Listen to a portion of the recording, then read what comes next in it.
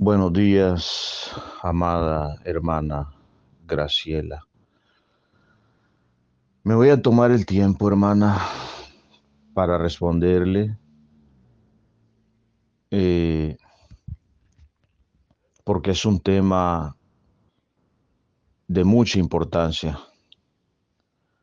Eh, yo soy un anciano, hermana, ya a mi edad nosotros vamos pensando en la partida, perdón, en la partida de este planeta.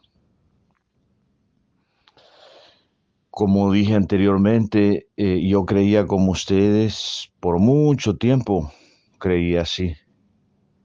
Creí en la segunda venida, tesalonicenses, todo exactamente, hermana, hermanos que van a escuchar este audio. Todo exactamente como ustedes lo creen, que el templo iba a ser reconstruido y que después iba a venir el falso y que entonces sí iban a creer en él. Todo eso fue lo que me enseñaron las sectas gringas, empezando con una que se llama Asamblea de Dios. No estoy condenando a nadie, hermano. Todas las sectas gringas, católicas, hindúes, son permitidas por el Eterno. Todas tienen un propósito. A veces nosotros no alcanzamos a entender los propósitos del Señor, pero en todo Él tiene propósito. Entonces, hermanos, como les decía anteriormente, yo estuve a punto de abandonar mis estudios cuando era un joven, porque cuando oí los mensajes del hermano Guille, yo dije, wow, dije, ¿qué pasa con estos hermanos? Dije, ¿por qué no están predicando esto? O sea, yo lo creí de corazón, como lo creen muchos, pero creerlo no significa que sea verdadero lo que uno está creyendo. Entonces, hermano, cuando ya era un adulto mayor, oí del preterismo y empecé a oír los mensajes en una radio aquí en California. Y total que averigüé la dirección y fui personalmente ahí el hermano Julio Velázquez de Guatemala, un siervo muy humilde, un siervo que no tengo nada mal que hablar de él. A él empecé a oír todos sus mensajes. Luego eh, conocimos expositores gringos que exponían el preterismo como John Noy, Juan Noé, John Noy. Él escribió un libro excelentísimo, voy a ver si lo comparto, si lo encuentro, lo voy a compartir con ustedes. Es Apocalipsis revelado prácticamente, el libro de revelaciones. Entonces, hermano, perdón, empecé a indagar, a indagar, a indagar. Me llevó un año para cambiar de futurismo, lo que son ustedes, a preterismo. Un año me llevó entender, y más que entender, aceptarlo. Pero la escritura, hermanos, no necesita interpretación. Y ahorita se lo voy a demostrar. Nosotros lo que necesitamos es creer. Olvidémonos de futurismo y preterismo por un momento. Olvidémonos. Y la mayoría de palabras que vamos a escuchar van a ser de Melech HaMashiach, Yeshua, de Jesús. Y cuando Yeshua salió del templo, vamos a leer Mateo 24 despacio para los que han pedido este tema. Cuando Yeshua salió del templo y se iba del Beit HaMikdash, del sagrado templo, se acercaron sus talmidim, sus discípulos, para mostrarle los edificios de aquel majestuoso santuario que era una perla. Voy a parafrasear, hermano, por eso les dije Mateo 24. Entonces, esta introducción nos está poniendo hermanos, en el momento en que ellos estaban saliendo del templo. Fíjese, ¿por qué es importante? Porque luego los vamos a ver a ellos en el monte. En el monte ya no están ahí en las edificaciones del templo, sino que están en otro lado. Versículo 2, respondiendo él les dijo,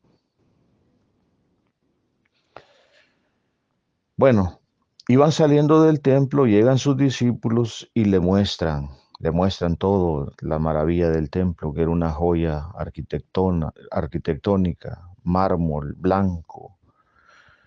Me imagino, me imagino que había mucho mármol blanco. Respondiendo él les dijo, aquí ya viene hablando nuestro rey, ¿veis todo esto?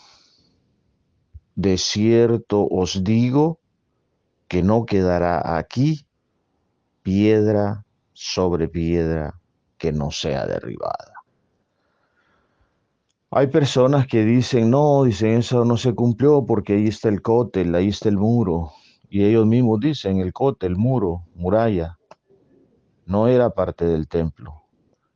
Y algunos arqueólogos dicen que es una muralla, la muralla antoniana.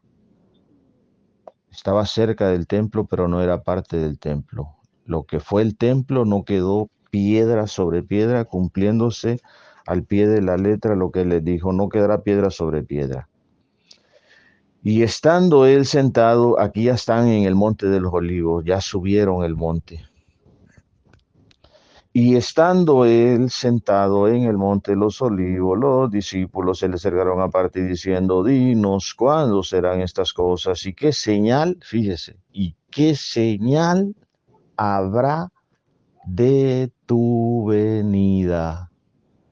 Aquí pongamos atención, aquí pongamos atención que fueron ellos los que le preguntaron. Yo no le pregunté a Yeshua, Señor, dime cuándo será su venida, y él me respondió a mí, no.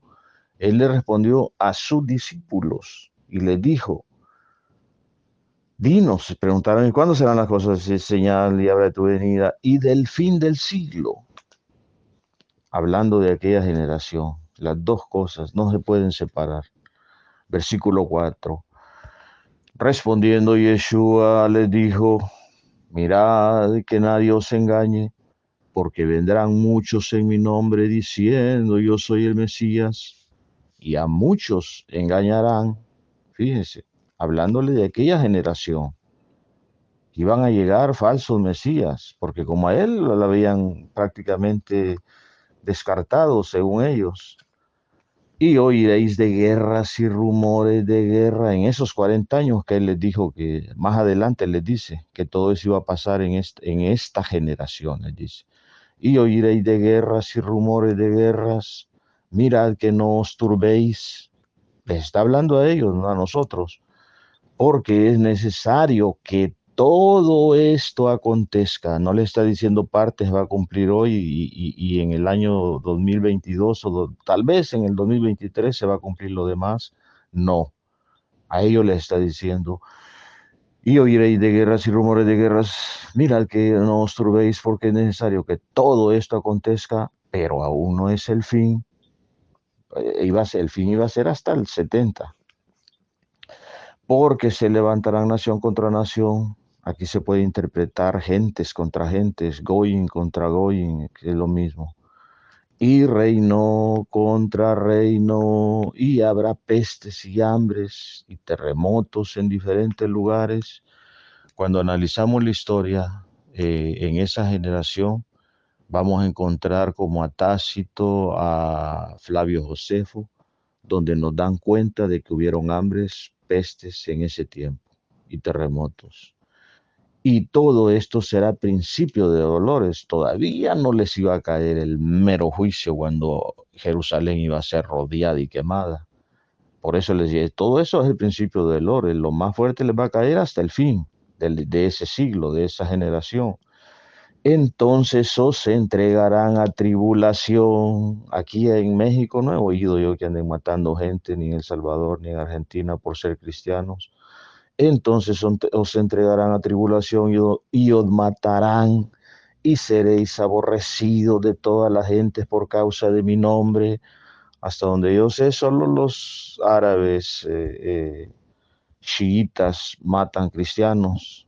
En otras partes del mundo sí hay lugares, pero aquí le está hablando a su pueblo, a ellos les está diciendo, y os matarán y seréis aborrecidos en toda la gente por causa de mi nombre. Muchos tropezarán entonces y se entregarán unos a otros y unos a otros se aborrecerán. ¿Por qué? Porque unos iban a creer en Mashiach y otros no. Y muchos falsos profetas se levantarán y engañarán a muchos en ese tiempo, en esa generación.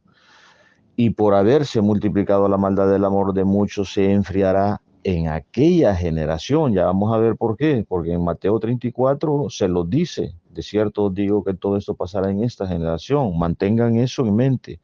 Versículo 13.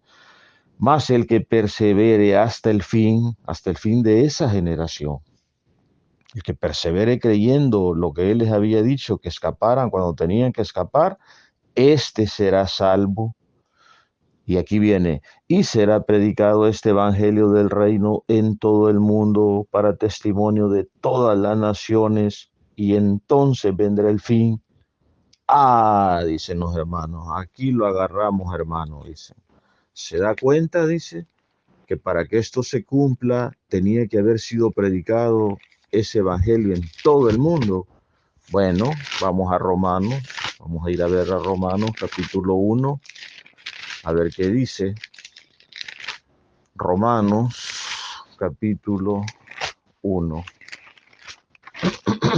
versículo 8. Primeramente doy gracias a mi Elohim mediante Yeshua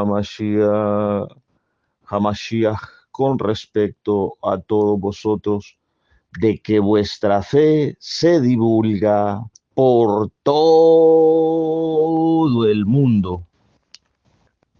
Se cumplió, hermanos, se cumplió el requisito para que el fin le llegara. La palabra la oyeron en todas partes. No hubo excusa, no hubo excusa. La palabra de ellos salió por todo el mundo conocido de aquella época. Llegó a España, llegó a todas partes. Y si alguien tiene duda, lea Romanos capítulo 10, versículo 18.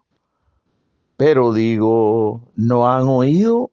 Antes bien, por toda la tierra ha salido la voz de ellos, y hasta los fines de la tierra sus palabras. No hay duda que la palabra de él se regó. Por eso Yeshua pudo decir consumado es, porque él sabía que todo se había cumplido. Pero vamos a seguir con Mateo 24, nos quedamos en el 14, cuando dice que ese evangelio iba a ser predicado a todas las naciones. Y leímos en Romanos 1:10 y Romanos 10:18 que eso se cumplió, que la palabra de ellos salió por todo el mundo. Versículo 15. Por tanto, cuando veáis en el lugar, diciéndole a los discípulos en el monte de los olivos, sentados ahí en el monte, viendo el templo abajo que todavía estaba en pie.